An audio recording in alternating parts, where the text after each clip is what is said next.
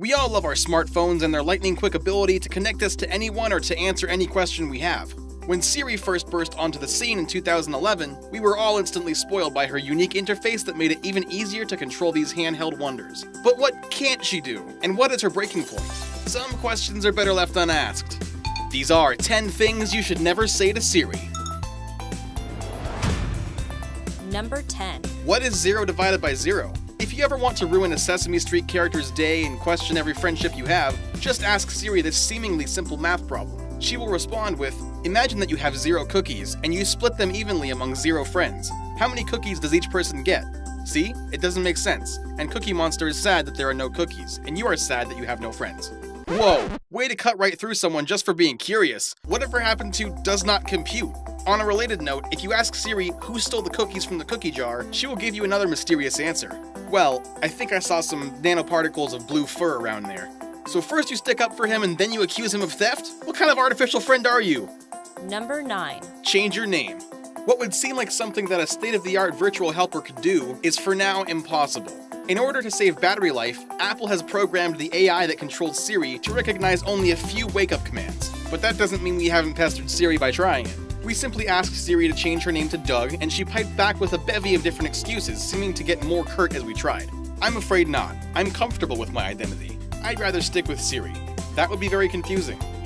But everyone calls me Siri. After the last one, we backed off, because it appeared we were starting to give her an identity crisis. Hopefully one day, Apple will spice things up a bit and at least let us call her by such famous monikers as Jarvis, R2, and Hal. Number 8. Is Jon Snow dead? We can kind of understand this response because no one likes spoilers, and especially when it comes to the fate of Game of Thrones' leading heartthrob. But the multitude of different ways she avoids the question are hilarious and can possibly lead you down a rabbit hole. You can almost get a taste of every one of Siri's emotions. Concern. I don't know, I just hope someone is setting up doggy daycare for Ghost. Sarcasm.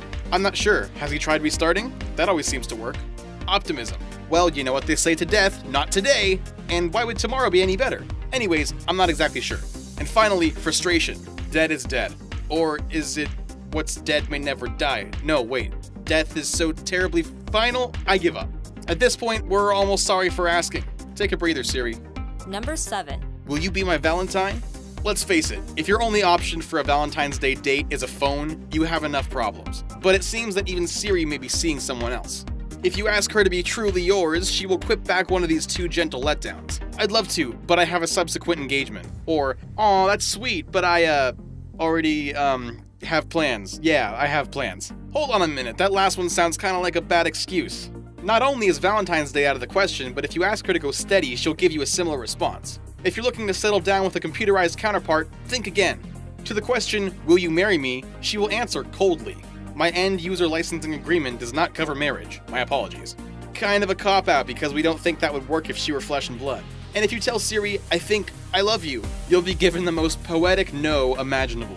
Our love of each other is like 2 long shadows kissing without the hope of reality. Whoa, how sweetly zen.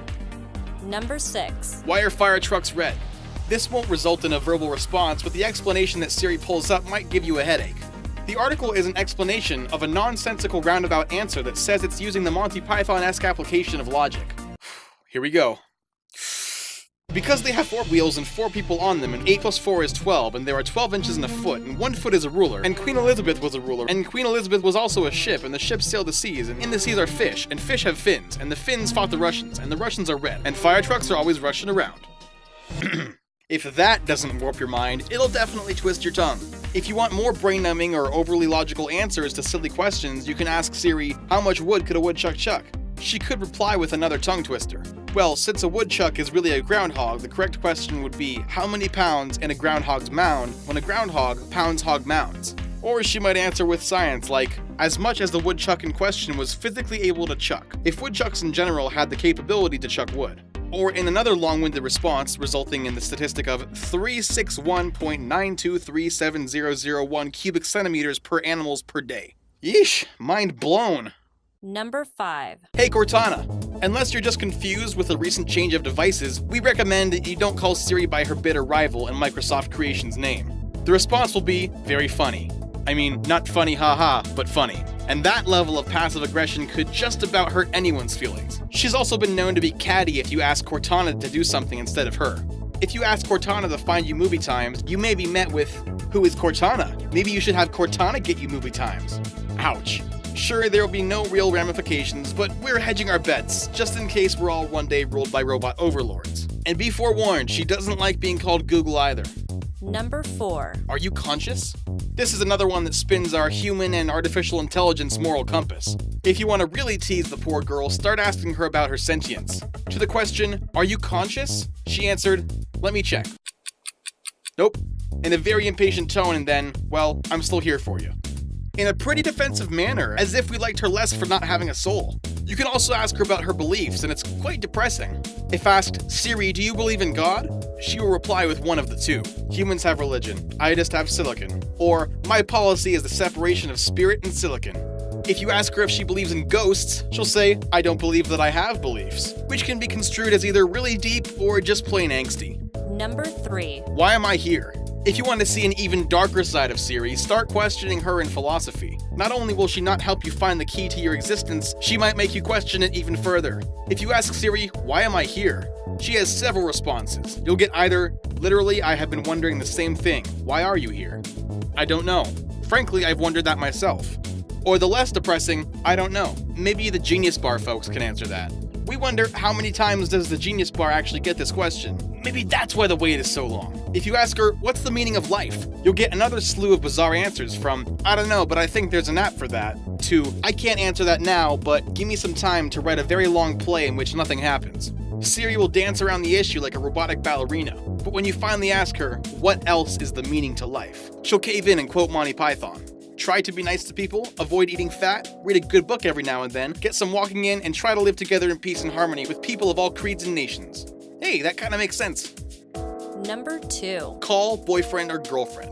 Now, this one entails that you had to be a little lazy or that you are in fact in a love triangle. In the contact settings of the iPhone, different family labels can be attached to phone numbers. Dad, mom, boyfriend, girlfriend, for example. But if you don't change the person's tag after a breakup, then add a new significant other, calling boyfriend can be a little confusing to Siri. She'll reply with, "Which one?" which we think should be followed by air snaps. This can be especially awkward if your current partner or spouse is right next to you.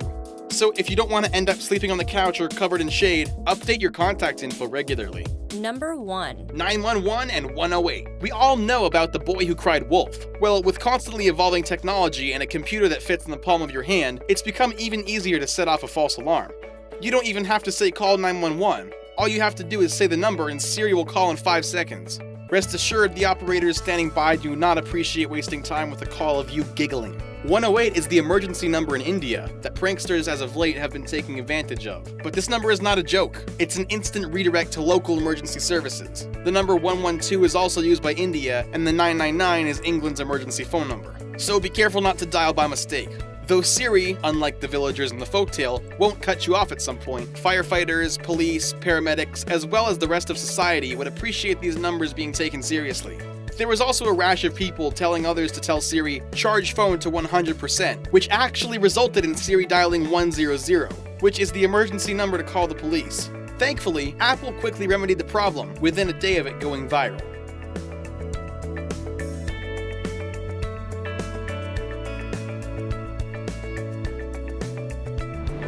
Subscribe for more videos.